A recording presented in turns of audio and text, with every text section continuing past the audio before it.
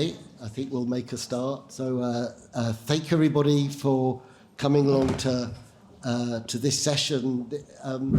This was a session that we proposed, really inspired from some of the discussions at last year's CPDP, where we saw the sort of AI Act barreling towards us. And there was, I think, one session on technical standardization, and, you know, probably some of you may be aware, you know, some of the legal scholarship around the AI Act has been pointing out quite correctly that there's a heavy dependence between the terms of the AI Act and international standardization. So we thought it would be excellent to have a panel on that topic here. Okay, so just as a little bit of background, you know, as I mentioned, in the AI Act, there's this concept of harmonised standardisation, and this is a very common attribute of regulation under the new legislative framework. So this is sort of health and safety regulation in the EU, often refers to the detailed risk assessment of products and quality assessment of products being performed through reference to European standards. And you know, we're in the lucky position that there is international standardisation going along in a number of bodies internationally. But the group we've sort of have represented here are people who've been working in international standards under the collaboration between ISO and the IEC, something called JTC1. Okay, so immediately awarding standards folks like us talking acronyms the whole time, so we'll try not to do too much of that. But you know, everything's alphanumeric codes in the language we're talking about. But JTC1 is the sort of main international consensus building body for standards in ICT, and in around sort of 2017, it kicked off a new subcommittee. So you know, its work gets done in various subcommittees on AI specifically. So this is SC42. So if you have to remember any acronyms, one of them is SC42. That's the International ISO IEC standards group working on AI. And, you know, that's been working away, and we'll hear a little bit more about that. But then there was, more recently, as the AI Act was being drafted, and there's a requirement in there for harmonised standards, there's also a requirement for European standards in this area. So again, if you like, the European equivalents of ISO and IEC, all of these are, if you like, membership bodies of national standardization committees. So, you know, the voting participants primarily are individual countries' standardization bodies, like, you know, BSI in Ireland, the National Standards Authority of Ireland, and so forth.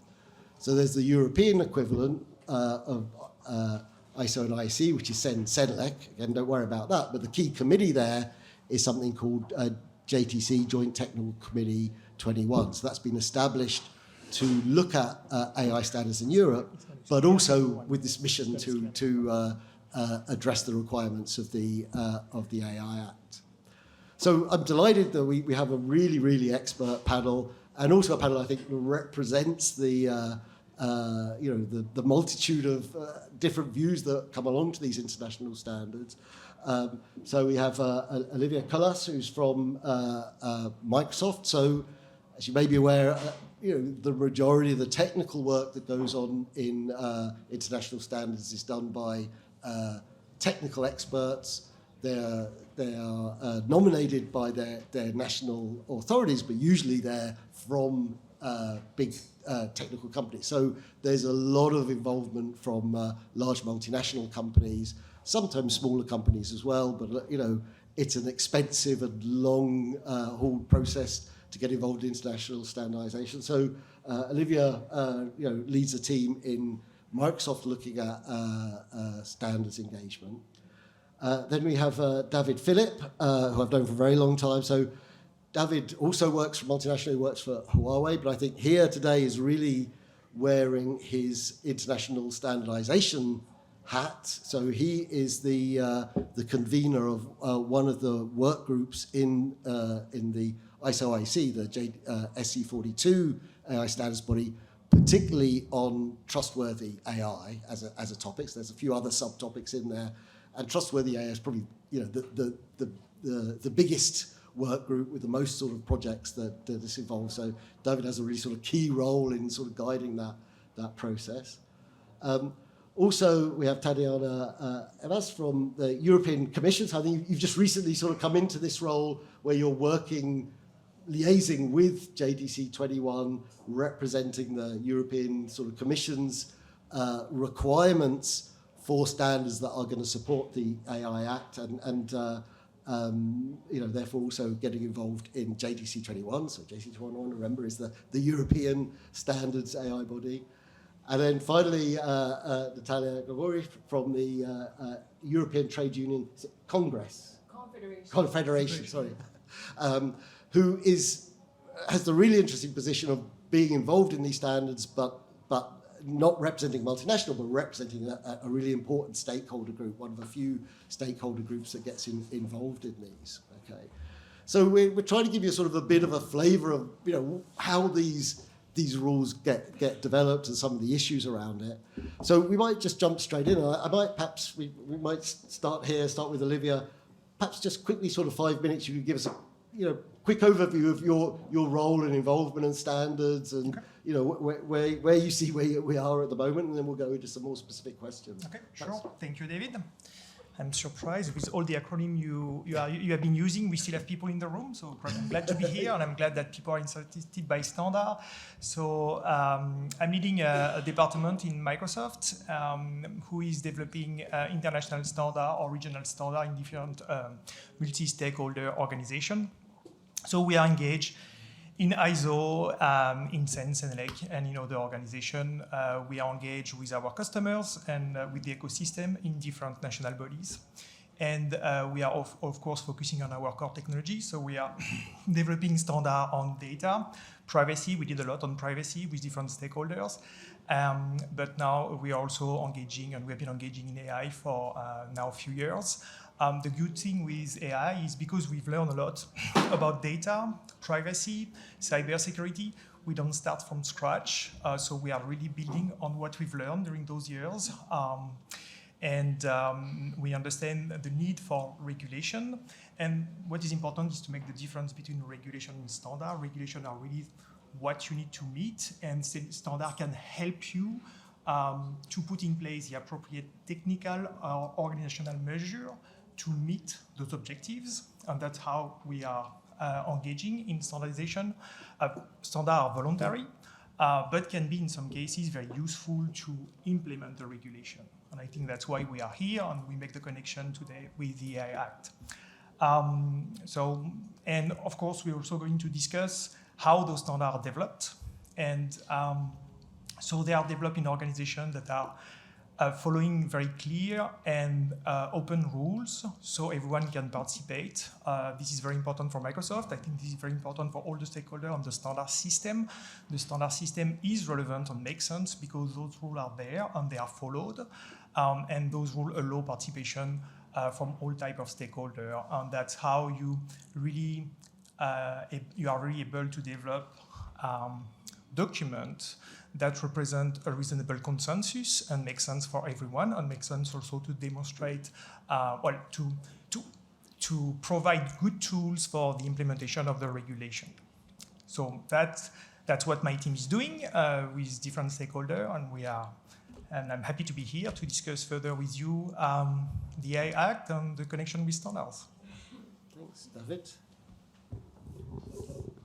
Thank you. So, as Dave said, I am here mainly in my role as a convener of the Trustworthiness group on SC42, the international group to develop the standards for AI. I've been at it since the start of the committee. The committee was conceived in 2017, but first met in 2018, spring 2018. And since then, we are working tirelessly, to provide a good standardization body for the emerging technology. It's a challenge. Like my group alone, the Trustworthiness group, is currently at 19 projects. one of our products you probably might have heard of, 23894, ISO IEC 23894, which is the guidance to risk management. But we have other important stuff like, quality model for products and services, Square, which is ISO IEC 25059. Sorry. You should stop with that. It's really difficult The to room is going to get have. into. Use words, not numbers. Okay, so this Square standard, I believe, is very important because it provides a quality model for product and service, and this is currently the biggest gap, basically, between the requirements. And so I really think the importance of this standard that is it is actually under publication. It will appear in June. It will appear this June. Yeah. Editor in my group is from the UK national body, Adam Leon Smith. We just, the three of us just came from Arnhem, where the JTC21 met for 3 days. And so a bunch of us who are working on the standards internationally and in Europe were there. And I can assure you, we are working really hard to make a good standardization body of knowledge to support the regulation. Somehow the topic of this is the constituency of international standards development legitimate or not? Well, as Olivier said, it is open system, right? Like it is ISO and IEC as well as CEN and CENELEC. They are federations of national standardization bodies, and each national standardization body is responsible for representing the society at large, not industry. This is their merit. The purpose of the national standardization body is to represent the society in the international or European standardization process.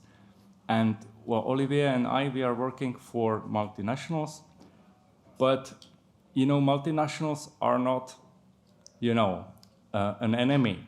They are a key enabler of international standardization, and they actually want to have societal partners in standardization, but we cannot provide them.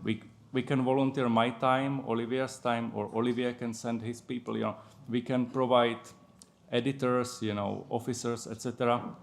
We can make a lot of things, but we cannot provide societal stakeholders. Societal stakeholders have to be provided by the national governments.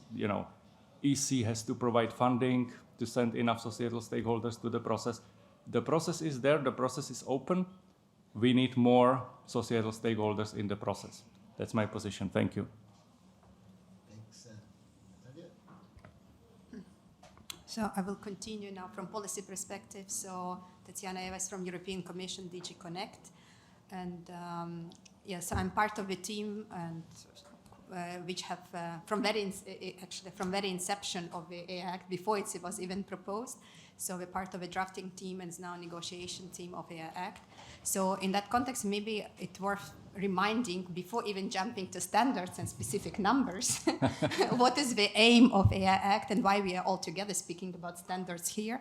And I think the group is quite mixed. I see some faces who are very, very experts on AI Act, and especially in the back rows, but I also see some new faces. So just to remind everyone that in 2021, European Commission proposed AI Act, and the aim was not to kill multinationals, to make their life more difficult, but actually to make sure that development and use of AI in Europe is trustworthy. So we want development, we want uptake of of AI technologies, because we see the benefits and values across different areas, like in, just to name a few, medical or environment. There are great potential. So we want Europe to lead, and that's why also maybe worth reminding that in 2021 we proposed a package. So it was AI Act, but also coordinated plan where we called Europe member states to coordinate on the efforts on artificial intelligence. And if we look at the AI Act, so core aim is to make sure that development and use of AI is trustworthy, but how to reach it. And of course, there are different options how we could have done it, or what can we do, so we could have gone the way for example, GDPR is structured, so right-based approach, but the AI Act is followed a bit a different path, so product safety legislation. And that's how the standards come, and I think that's important. But what I also want to highlight, the AI Act itself is a regulatory innovation because we base ourselves on the product safety legislation, but very permanently in the AI Act, and if you read the recitals and preamble and the whole context and also impact assessment, the fundamental rights play a key role. So we want to enhance, and in that sense, AI Act and the standardization supporting process related to AI Act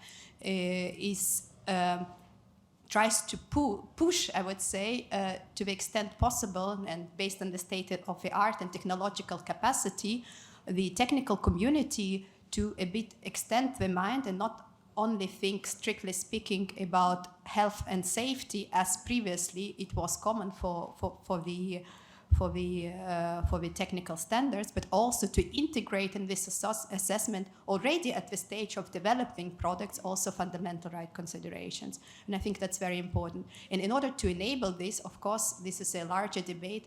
We also need technical people and resources also to contribute to this debate, people with different backgrounds, so from different society groups and with different also backgrounds like fundamental rights experts and ethicists and so on. So it's a big question, it's a big process. I think we're all learning through the process.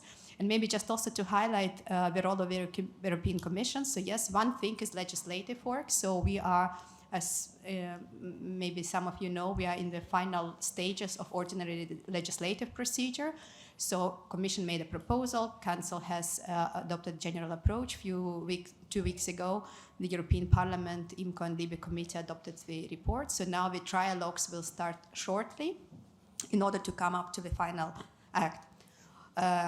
Because, as I mentioned, the AI Act is based on product safety legislation. It has a number of requirements which product AI system must meet before it can be put on the market. And this is risk-based approach, so it does not apply to every product, but to the high-risk AI products. And these requirements are quite generally spelled out in the AI Act. In order to operationalize them and to find technical solutions to meet these requirements, that's where standardization bodies come.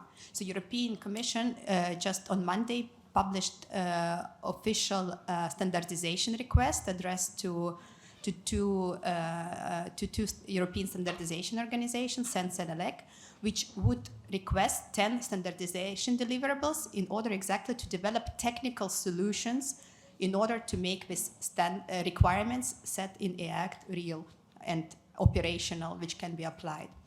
And as the procedure goes, after AI Act is adopted, and as then standardization organizations will deliver the standards, which hopefully will happen in 2 years.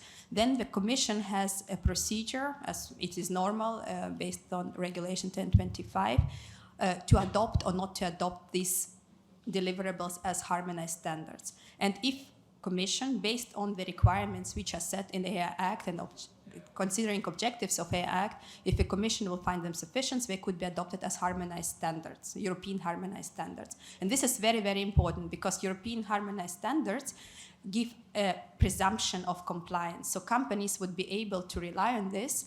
European companies, international companies, any company or provider which would want to bring product AI system on or use AI system in the EU market would be able to rely on this harmonized standards in order to show the compliance.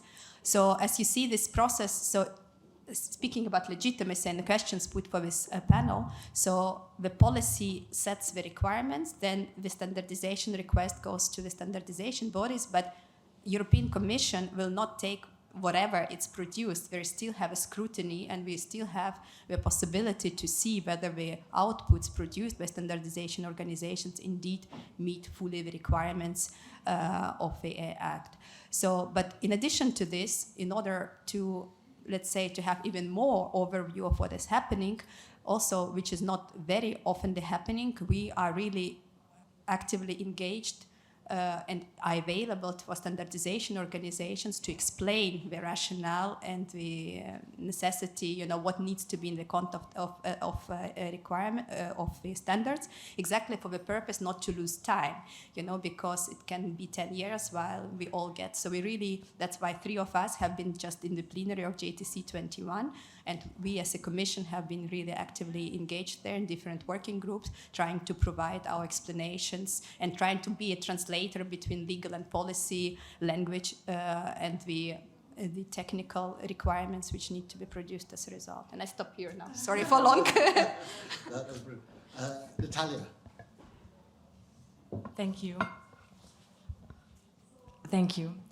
So I am Natalia, good morning, and I represent the European Trade Union Confederation, the ETUC, and I work within the standardization project of the ETUC, and the aim is to strengthen the participation and representation of trade unions in standardization. Just for those of you who don't know the ETUC, so the European Trade Union Confederation is the voice of workers in Europe.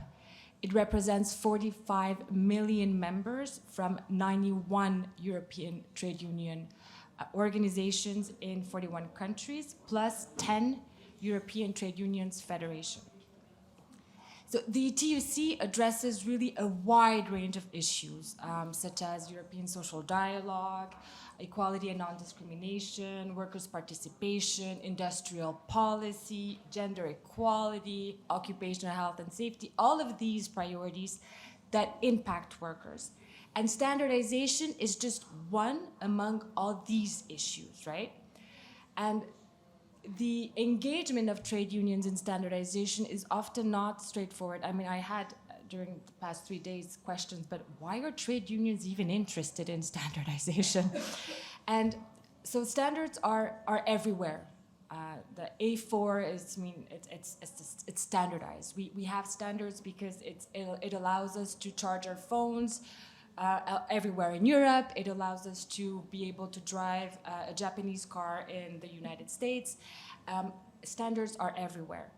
When we look at, for example, the development of a standard for the safety of ladders, so the ladders, considering that these ladders are used by workers in the construction sector or in the cleaning sector, it constitutes an occupational health and safety issue. It's important that trade unions are involved in the development of the standards, because this ladder is going to be used by workers on a number, like every day for a couple of hours, so they know what it actually means to make this ladder safe and the requirements that it has to follow.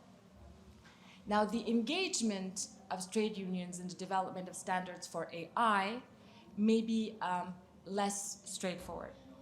So, trade unions acknowledge that innovative technologies, including artificial intelligence, have the potential to address the challenges of today and tomorrow, such as climate change. But the use of AI in employment raises specific concerns that include, but that are not limited to, and I'm sure you've spoken about them in this CPDP, but disproportionate and undue surveillance at work, discriminatory treatments based on algorithm decisions, abuse of data protection and privacy. All of these are fundamental rights, because workers' rights are fundamental rights. And because of that, AI is an issue that affects and will increasingly affect workers and the employment relationship, which is why it is an issue where trade unions need to be involved. There must be a role for trade unions, and this includes standardization. And I think in my further intervention, I will try to explain why. So I will stop here. That's great. Thank you so much. So I think we'll sort of start looking at some of the specific questions we tabled for this session. And I think perhaps the really big one, and there has been a little bit of criticism of this, I think, in the legal scholarly literature relating to at least the draft of the AI Act, is that there is this reliance on standards, and though that is, you know, what we do a lot of the time in health and safety regulation, there is also this expansion of scope in this type of product regulation that seems to be sort of unique to the AI Act, which is taking it from just health and safety to protect fundamental rights in the broad sense. Okay, so it opens up a bunch of new concerns, all the things that we discuss at conferences like this. So it's you know, there's a scope change, and I think it brings in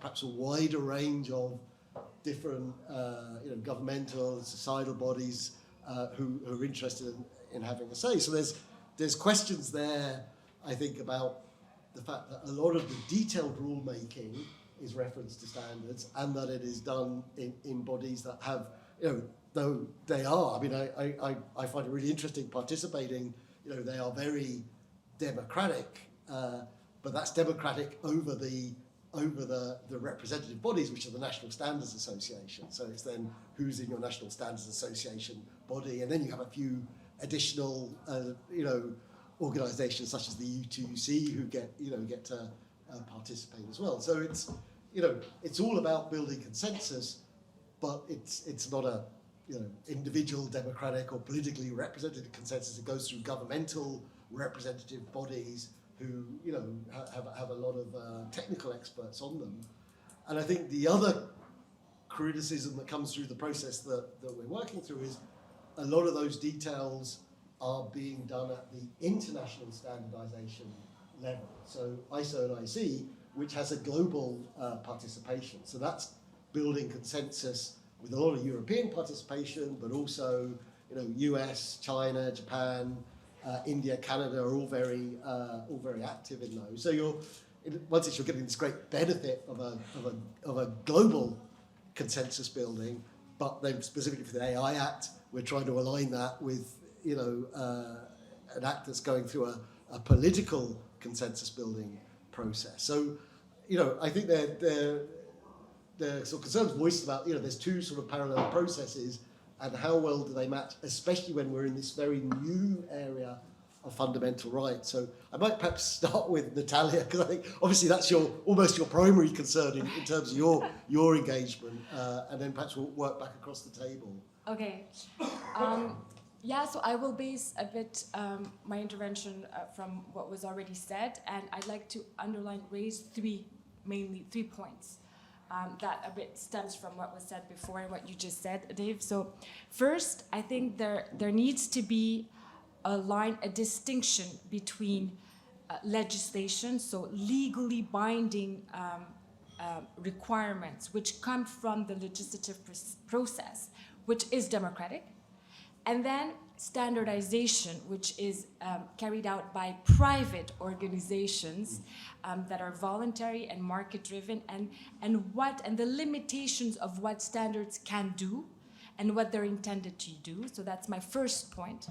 And then my second point, and we've mentioned this, is it's the need to ensure the participation of all relevant stakeholders, so that the standards developed really take into account the public interest. Because if you are going to use standards to show compliance to the rules imposed in the public interest, you cannot leave the technical details to private organizations who have a financial interest in participating in standardization.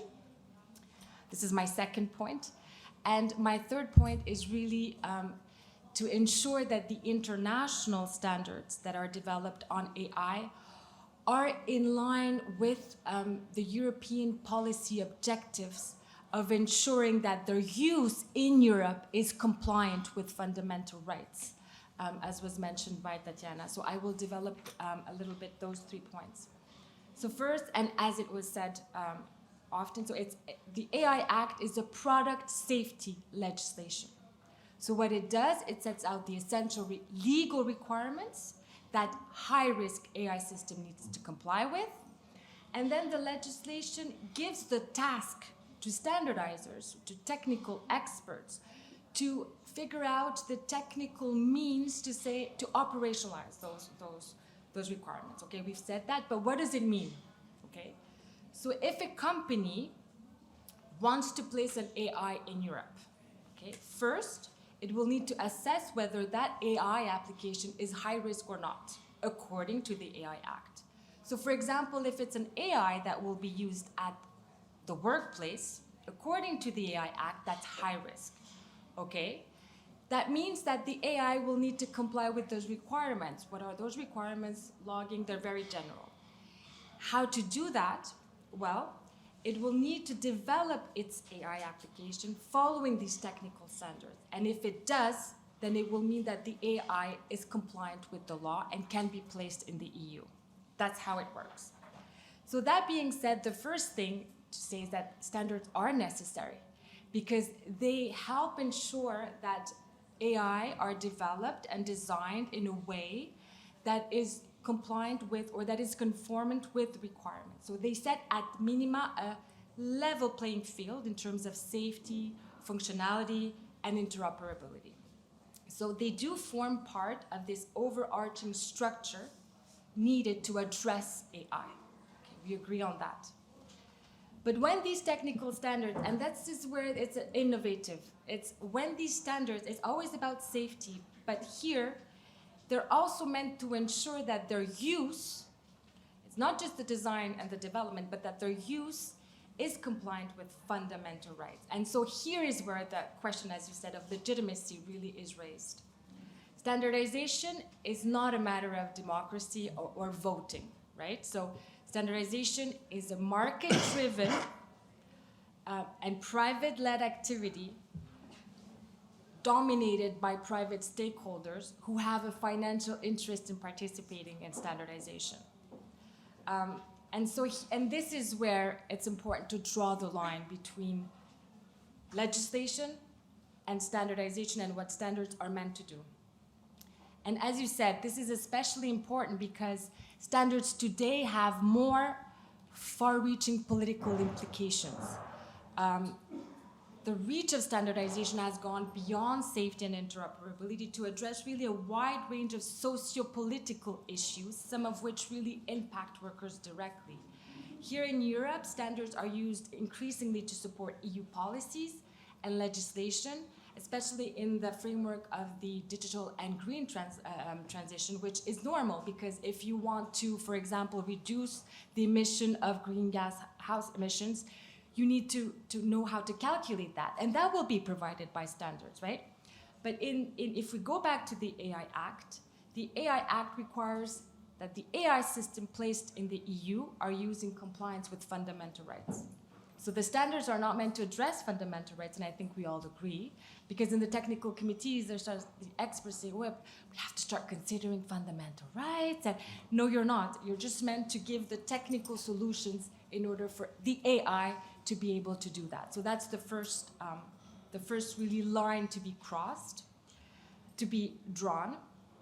And in addition to that, and I think we mentioned it, again, if these standards are going to directly support policy or legislations, we need to make sure that the public interest is taken into account by involving all relevant societal stakeholders. Because if they're going to show compliance with the rules that are imposed for public interest, that's a minimum requirement. And the Commission has actually emphasized that the need for public interest to play a prominent role in the development of standards for AI, and this is in the standardization request that was issued yesterday. And this is, of course, very important, but it's a European requirement, right? And this takes me to my third point, which is the international dimension of standardization. And the importance of ensuring that, because the standards developed at international level are not required to be aligned with EU legislation. They're not. They can't. No. It's forbidden. Right, and they're not meant to support EU values and principles. And therefore, it's important to make sure that they're aligned with that, and in order to be ambitious enough to promote and support the EU ambitions and policies. So I will stop there for now. And I think, well, in order to conclude a little bit is, and the third question is about how can finally regulators, societal stakeholders, and standardizers all react effectively together. And I think only by putting in place an adequate policy and regulatory framework which will guide the development and the use of AI in an environment that protects fundamental rights, right? So AI has to deliver for all. The use of algorithms in the world of work must not come at the cost of workers' rights and interest. And it's important to have the right policy settings and a regulatory framework that will not only protect the rights of the users, but also of the ones that will be impacted by use, such as workers. Yes, and I will conclude there. So we might pass on to Tatjana. because you have the really difficult job of trying to sort of, coordinate these different views. So perhaps you could sort of tell us a little bit about these approach. So basically on 2 points of what you just said, fundamental rights and standards. And I thank Natalia who explained very well that EU or European Commission or AI Act, more precisely, does not put into the hands of standardizing organization defining what is fundamental rights. So this is still the prerogative of democratic process, which AI Act would be a result of. What we are asking is a development of technical technical standards which would support the requirements. I think this is essential. Of course, there are gray areas, and AI as such is a social technical system. So that's where a lot of considerations of fundamental rights come. But I think we should also see it a bit positive, because we push, and this debate, those who follow on AI, has been already going for years. And that's how all the debate on ethical AI and so on initially has started. And first it was completely voluntary, to actually a bit change mindset of technical community and see fundamental rights not something like external, which should be GDPR or fundamental rights charter or anywhere else, but this is part of the work, of daily work in thinking while developing the product. So it's not easy, it's not something common, but this is something doable in our opinion, and that's what we will try to push. So what we are really asking is translation of requirements which are based on democratic process and social consensus and participation of different stakeholders. We will try to find technical means to make them real. And it's one point, and the second point I want to make in relation to this fundamental rights and standards, AI Act is not isolated legal act. This is only part of a solution. In fact, as you know, last year, European Commission also proposed package on AI liability. But apart from that, there is a whole body of EU law related to discrimination, to accessibility, to workers' protection, to consumer protection. This all still applies, so product safety legislation and all the other body of EU law still applies. So AI Act will work together with this instrument. So AI Act looks specifically at the approaches this from product safety legislation, but doesn't mean that GDPR or any other piece of legislation becomes less relevant. I think we should always remember about that, because sometimes there is an attempt to solve all the problems of AI in all the areas possible through AI Act, and this is not the purpose. We are not writing the fundamental charter of 1,000 pages, which will try to solve everything. And another reminder I wanted to bring, I think maybe taking even 2 or 3 steps back, and this relates to this new legislative framework, the new way to draft EU legislation. In end of 70s, 80s, there was a outreach saying, EU becomes too technical, we want to regulate everything in the legislation. So, for example, automotive. So that's how the idea of new legislative framework came. It says, EU, through democratic process, please set the high-level requirements, and the technicalities should be solved by technical communities. So now this kind of a bit reverse debate, in that sense.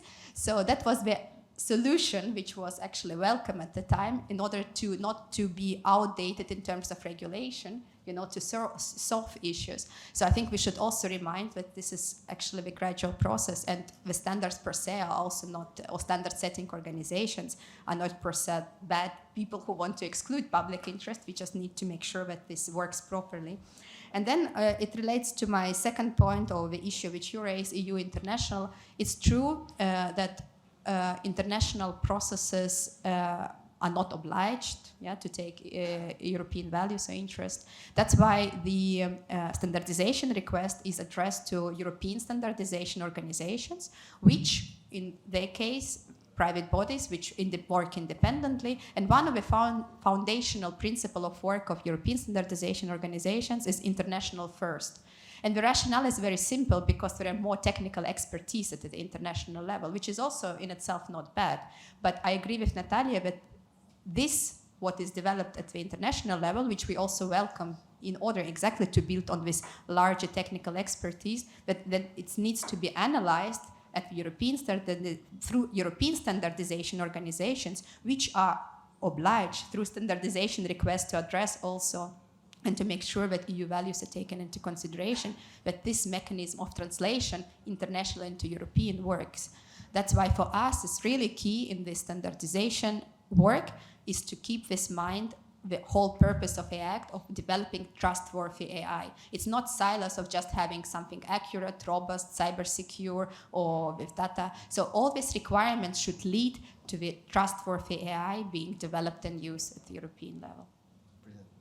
I might ask David, and David, I know you're a really massive proponent of getting people as broadly involved in the standardization process as possible. So perhaps you could say a little bit about what some of the barriers are that you see that prevent people, a wider range of stakeholders getting involved. Yeah, well, when Natalia said people were asking, why are you interested in standards? My question would be exactly opposite. Why are you sending only 2 people to standards, And that's not enough.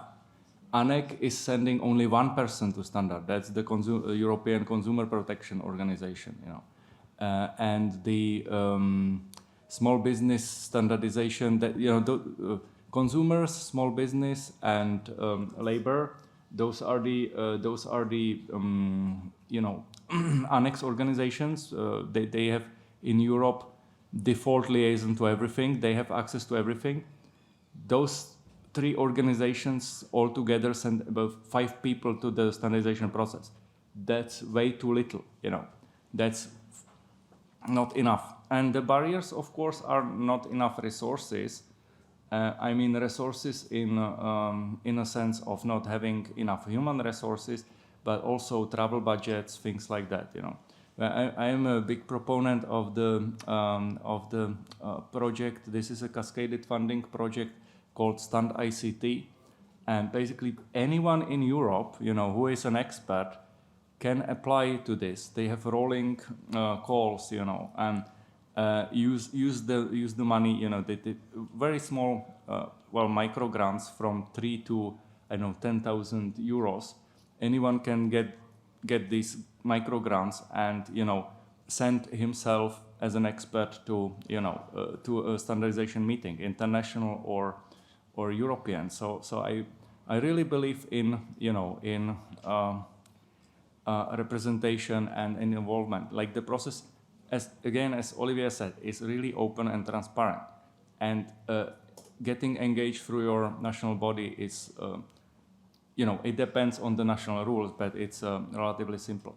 I would go on a bit of a tangent, like what Natalia said, and like standards are becoming increasingly important for the society. That's true. And that's, but this is not, it's even worse.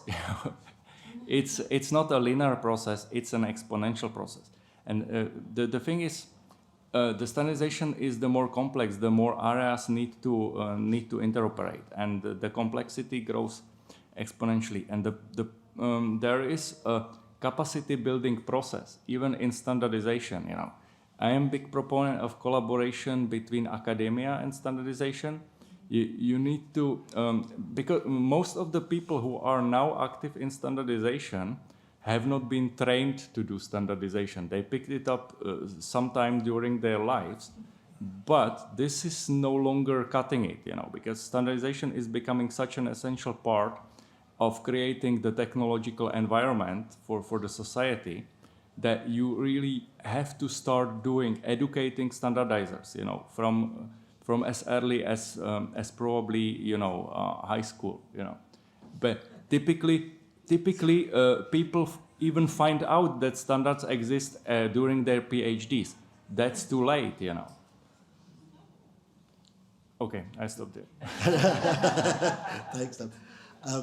Olivier, I mean, I think, I know many of your Microsoft colleagues in SC42 really well, and they're sort of, fantastic contributors. And I have to say, so you don't really have to, I think they very much take on board this idea that standards are a sort of a public good and that we have to have this sort of broad stakeholder engagement. But obviously, they're bringing a load of technical expertise. So I wonder how you sort of engage with that as an organisation, because you also have your own stakeholder engagement through, both your sort of societal engagement, obviously with public and private clients as well. So I'm interested how that sort of feeds through. Yeah. So many things have been said. Just want to add few things. So as we've explained a few times, there is a big difference between regulation and standard. Regulation are binding rules, standard are technical documents that can be used in some cases to implement some part of the regulation. So those are different tools. I think globally, and that's true, those documents are becoming more and more important to regulate the market. With different graduation, they are not used the same way, but they are important to ensure the technology is properly developed and used. And that's especially true for AI. So it is the interest of everyone, but it is also the interest of the industry that those standards are well set. Those documents are technical documents, so you need some technical expertise to write those documents. Sometimes that's the barrier to entry, right? Because of course we need public, civil society to be involved, and I would advocate for that. The system allows any stakeholder to be involved, and everyone comes with his interest, and then the whole system is set to find a consensus and a compromise between all those interests and to find a technical viable solution. So true, there are some stakeholders that are less represented, and that's often because of resource issue. But it is also the interest of the stakeholders that are engaged that all the point of view are taken into account. So because when we are participating to standardization, we are not participating just for us. We are also participating for our customers. And we have many different types of customers. So that's how we are taking, how we are approaching the system. We want everyone to be involved. We want everyone to have a voice. The system is developed to allow that. We understand that there are some limitations with resource, but our contribution takes this into account. We want something that makes sense, because if those standards don't make sense, they are not going to be used. They are voluntary, right? So they need to be a good piece of technology, and they need to make sense. That's why also in the European standard system, there is this process to check if those harmonized standards are aligned with regulation and make sense to comply with regulation. So, and that's good. It has to be relevant. Now on the idea of international and European. The regulation is European, is local. The technology is not. The technology is global, right? And that's why there is lots of energy at the international level, because the technology is going to be adopted globally. And at the same time, the regulation is local, and we understand that in some cases, some adaptation has to be made. But those adaptations are not dramatic. In principle, if everything is well developed, the adaptation should be an adjustment. And that's why there are some organizations at the international level and then at the European level. And there is this possibility to adopt from the international level to make international standard, European standard, and vice versa. There is also a possibility to contribute. So the system is also done to include this. And then the last point, what we've just described seems to be very complicated, and there are many stakeholders and many acronyms and all those things. But we've learned a lot. And that's true that now we are arriving in a new area where there are lots of concern about fundamental rights and technology, and we need to deal with that. But that's not completely new. GDPR started like 8 years ago, the start of the development of GDPR. And I think the first standard on privacy was developed 12 years ago. And it was mainly driven by the DPA by this time. So they were not private organization. It was a public organization trying to use international standard to evangelize some concepts, some technical concepts that was just good for the protection of data. So we've learned from this.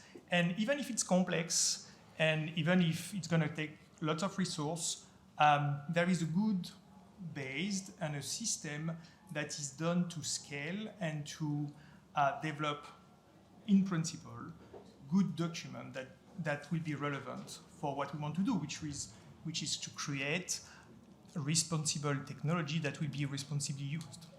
Fantastic.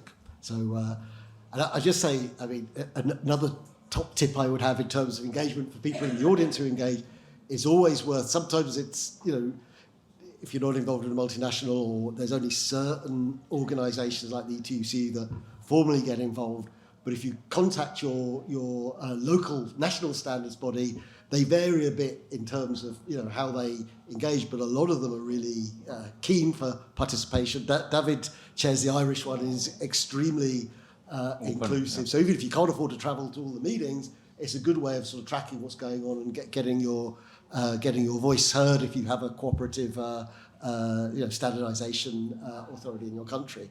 Now, I see a long queue has already formed, so I think we'll go straight into Q&A. So I think perhaps we'll just come and ask questions one at a time in order, and we'll just ask for quick response. If you just say who you are, where you're from, and if you want to direct your question to anybody in particular, please say so. Okay, thank you. Alessandro Mantelero, Politecnico di Torino. So I have just a quick comment and a question. First, I respectfully disagree with the Commission. I don't think that ACT is mainly a product safety regulation. The main issue are about fundamental rights and the societal impact. So from this perspective, I think this is quite strange that the AI Act has a focus on this topic and then move towards standards that are managed mainly by companies. So the same company that created the problem have to solve the problem through their standards. And the Commission asked, please add some background in fundamental rights among the experts in the standard body. This is quite strange. I imagine that when you ask for standards, you ask to those that have this expertise, not to collect expertise in order to address this issue. Open system. I don't feel an open system in standards bodies. Academia is not engaged. Civil society is poorly engaged. It's a very closed-door system. The documents of the ISO standard are not public available. The proceedings are not public available. So this is in the context. And against the context, the question for the Commission is, what is your role in engaging civil society? What is your role in engaging academia in this debate? Because if there is not this role of the Commission, if you stay in the committee only as a appointed expert of the Commission, this is not exactly engagement. This is not a pluralistic approach. This is not a democratic approach in setting the standard that are the pillar of the Act in the future. So I would like to be a bit more effective and not a very nice discussion about the openness, inclusiveness, and so on. But at the end, I don't see people in this committee that are the most relevant voices in the debate, in the social debate. Thank you. So, perhaps, Tatjana, I think I was primarily directed to you, but if other people want to engage as well. Yeah, take that one, I think, because I think you hit on a really good key point there. No, thank you, Alessandro, for your point of view, which I already know. It's not the first time we are exchanging on this. So I just wanted to highlight this is product safety legislation approach. It's not just product safety legislation. And I said it's enhanced.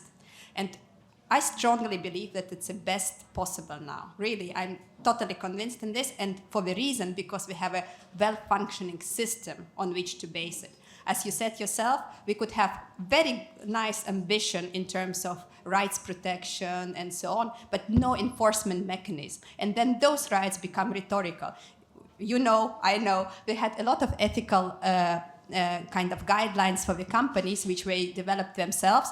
And until compliance came, be it in GDPR or Act, the things didn't move. Compliance really pushed the companies to comply, you know, and not just present it as we have a good. And in that sense, with product safety legislation, it's a safe bet in a sense, you know. So we have conformity assessment bodies, we have supervisory authorities on which we can build, and that's the whole idea. We built on the existing structures which proved to work in last years. And this is another way just to think. It doesn't mean that we want to minimize fundamental rights or engagement. It's just to try to push it to a different level and use the mechanism which already established and work at the EU. So this is the logic. And really we'll try to do our best, you know, from Commission to make it work without undermining and vice versa, bringing the fundamental rights to a new level. And I think this is something which we should work together. And about engagement, I think there is a two-side approach. Commission can do only certain things at the European level. So, for example, Stand ICT grants is one vehicle. But I think it's also responsibility of civil society and academia to get involved through national standardization organization, as had been mentioned by Filip. So yeah, yes, it requires resources, it requires but there is also, you can do certain degree of lobbying for national standardization organization to open up, for example, for academia to have access for free. And then through national standardization organizations, you can have access to draft and procedures, etc., to the documents. So I think this should be more publicized. And that's what exactly we are doing. We are now working with CENELEC, so European standardization bodies, to develop stakeholder engagement strategy, which would outline possibilities and avenues to be involved both through national standardization organization. And here I really want to emphasize that this grassroots involvement from national bodies is super important. Yes. Plus European, so for European level, we will try to, yes, provide sufficient funding and so on, but we cannot tell national standardization organizations what to do. There are also limits what Commission can do, yes? So, and we try really, as I think my two witnesses on the right and the left say, we don't not just participate, just sit quietly in the standardization committee meetings. We have liaison association, which means we can engage, we can submit comments, we cannot only vote, yes, but we actually can participate, and that's what we try to do to the best of our capacities and abilities. So I see Olivier and then David both want to get in on that. I'm just... And perhaps quickly, because I see there's a bunch of other people. We might take a few questions. Just very quickly, it is incorrect that there is no academic and that they are just private company doing standard. That's not true. There are lots of administration. There are lots of public agency doing standardization, academics, SMEs, and lots of components of the civil society. This is true that sometimes the unions are not well represented, but and also depends of the subject. But yes, there are academics. Could have more, but they are academics, and the European Commission put in place some fundings to favor the participation of those type of stakeholders. So could be better, but it is not true that the participation is not there. No, you covered it nice. Like, I cannot talk for every national body, but I'm chair for the Ireland Mirror, and we have very nice representative mirror. I myself started as academic researcher, you know, like up until 2.5 years ago. And on French Mirror, like we see national government agencies, SMBs, we are 42 and 21, you know, these new committees have actually much better representation than any other, because there is a lot of interest in it.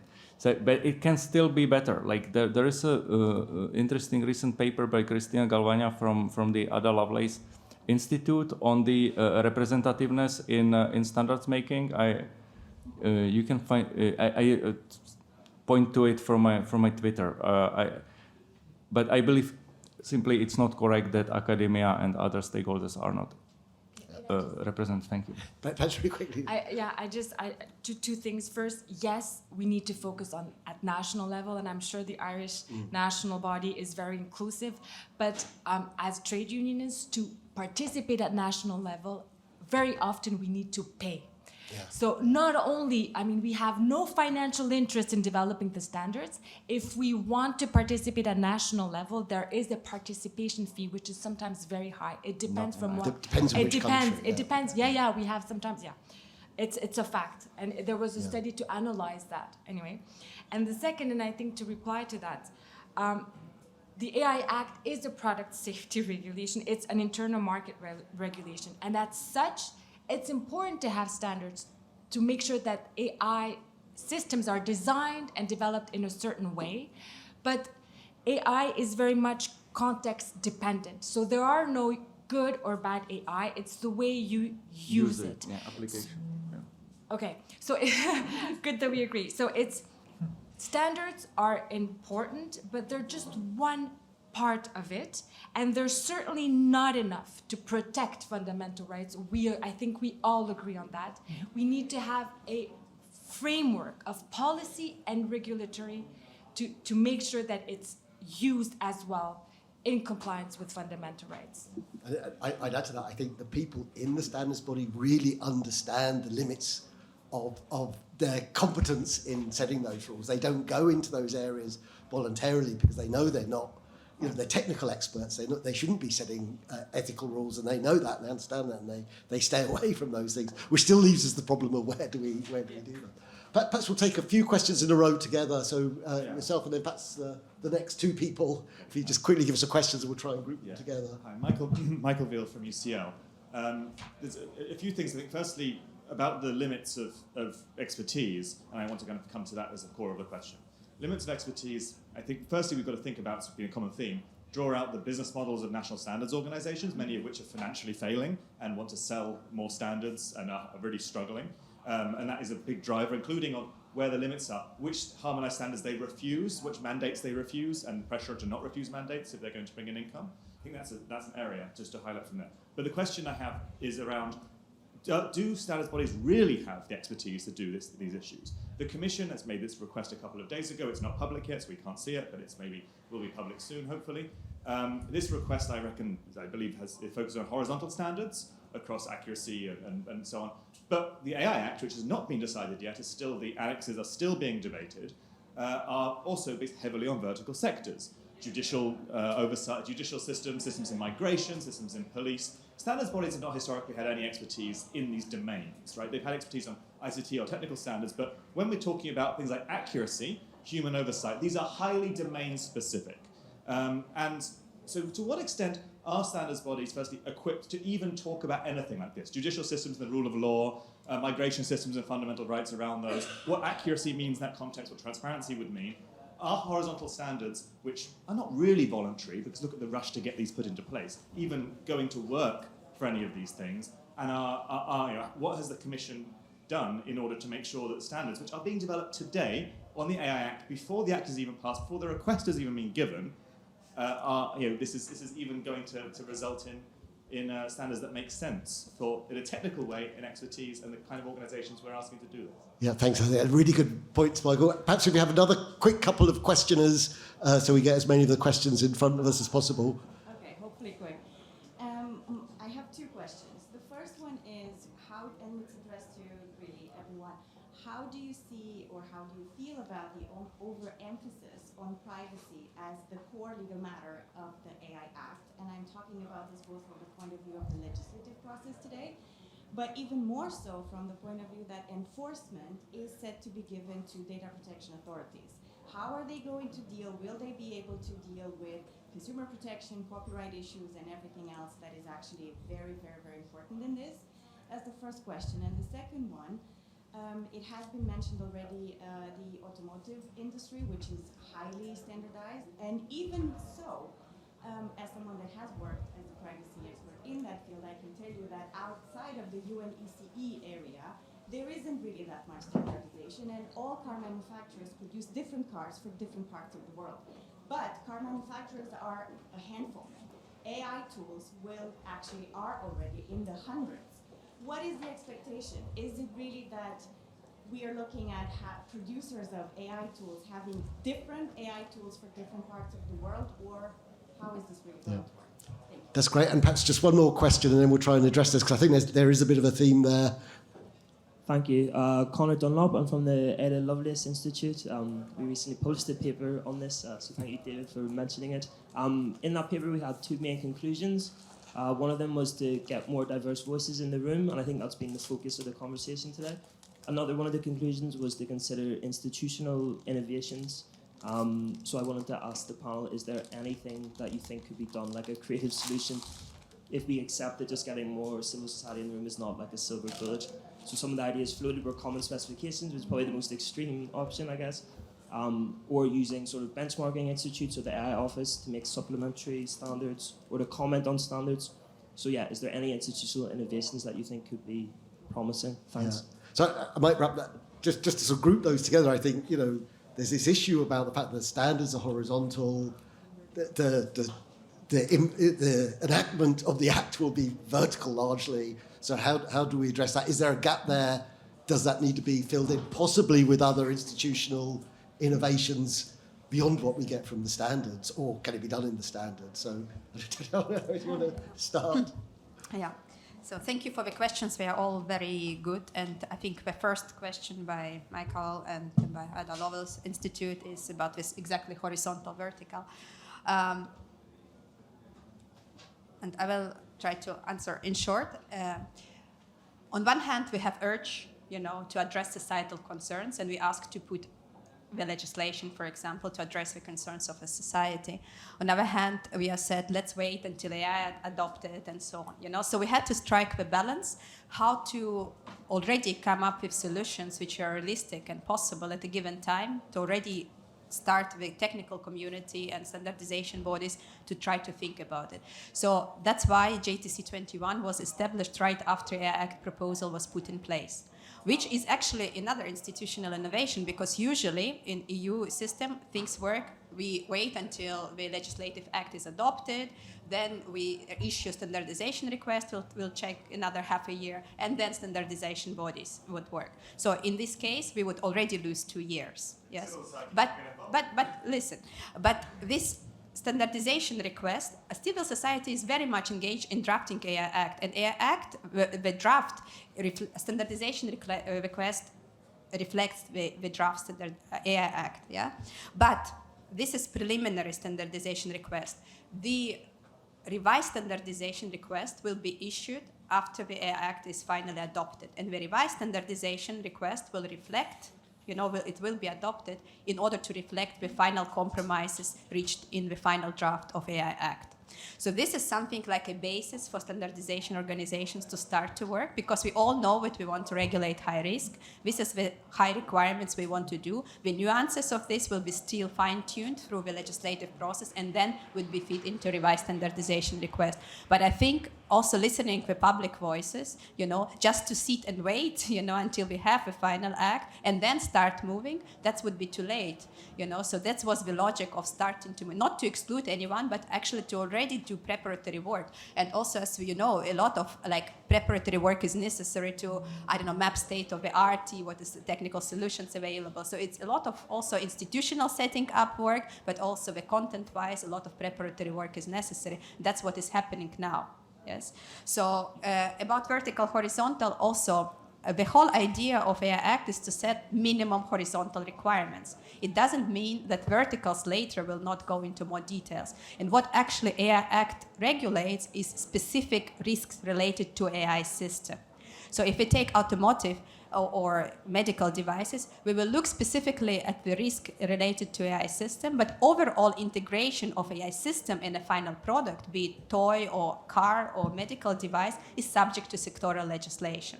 So that would be then taken into hands of sectoral legislation to make sure that this all works together. AI doesn't regulate the integration of a system into the product. It's still for sectoral legislation. Another important element, the determination of the high risk, is also for sectors. AI doesn't tell you, especially for products, if we speak not Annex 3, so employment and so on, but for toys, machinery, we built on the sectoral understanding what is high risk. What is currently high risk, we say this is also high risk from AI perspective if this product is AI enabled. So there is very nuanced relationship. We don't want to repeat and we don't want to impose again, the rules for all the sectors. Yes, we want to build.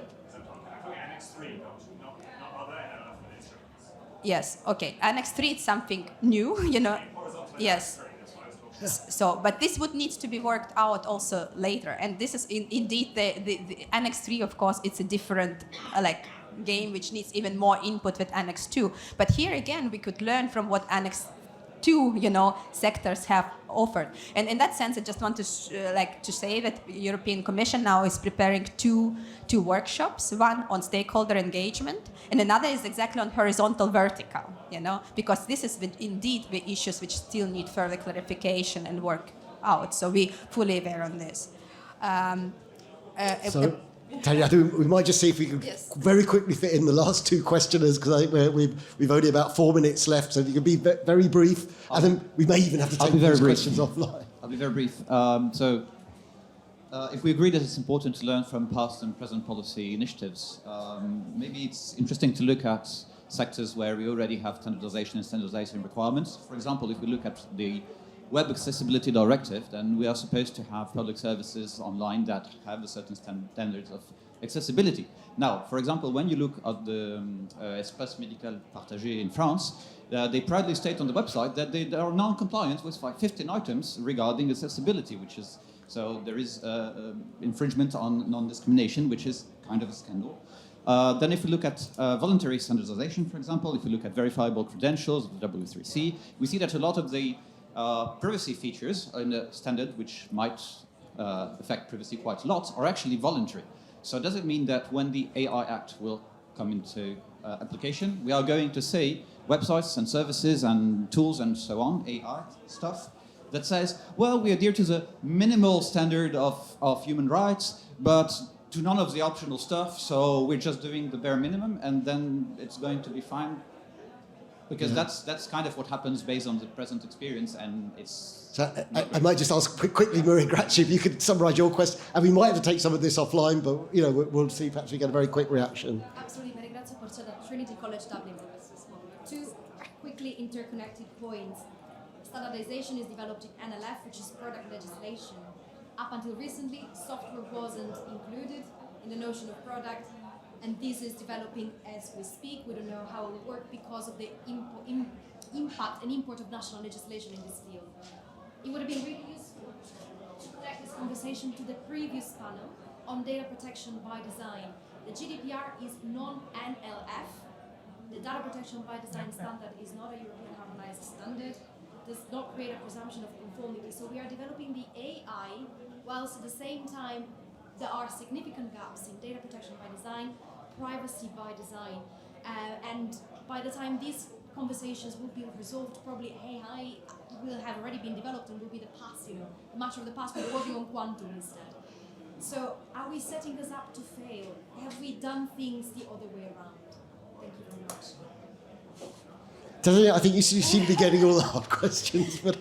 I'm happy to continue this conversation during the coffee break, but thank you again for questions. They are really pertinent, all of three. I didn't yet reply to the question about the enforcement and overemphasis maybe on privacy. It's not only about Privacy Act, covers the standards which go across, so human oversight and data. And actually it's related to the last question. Data is one of the requirements, data quality in the AI Act, yes? So exactly the idea is not to repeat GDPR, but actually build on what is already, in terms of privacy available, but actually make it stronger, So I understand it's a long conversation. There are a lot of gaps which needs to be assessed. That's why, for example, also in SC42, there is a specific, working group which looks at this elements and related to data. And one of the arguments which we as a Commission all the time push there, but you have to look not only at the data management and data governance issues, but actually data quality and, for example, issues like bias and so on, and technical means to resolve it,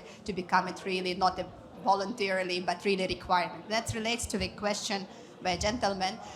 Requirements are legal obligations. Standards are voluntary. Yes, so you can follow standard or not, it's up to you as a company. But requirements are, so that's would be the main impact of AI Act, but this is legally enforceable mechanism. And that's why I really believe that this combination of notified bodies, but also supervisory authorities, which is not actually limited only to data protection authorities, it's only for EU context, it will be European Data Protection Authority, which will be supervisory authority. It's the national member states can define, sorry. So thank you so much for your questions. We have to leave for the next session, but I want to really thank our panel. Very, very engaged, lots of different viewpoints and lots more work to do on this. We'll have you back next year.